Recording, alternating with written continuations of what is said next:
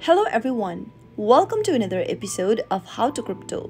In today's tutorial video, I'm going to show you how to connect Coinomi wallet to Uniswap. Watch the video till the end and don't forget to subscribe to our channel by hitting that subscribe button. Press the notification bell so that you'll never miss another upcoming upload from us. If you want to connect your Coinomi wallet to Uniswap, then the process is quite simple. Open up your Safari or any other web browser and in the URL box, type in uniswap.org and search. Once you end up in this official website of Uniswap, tap on Launch App. Now you'll be able to see this interface. Tap on the Connect button at the top of the screen and tap on Connect Wallet.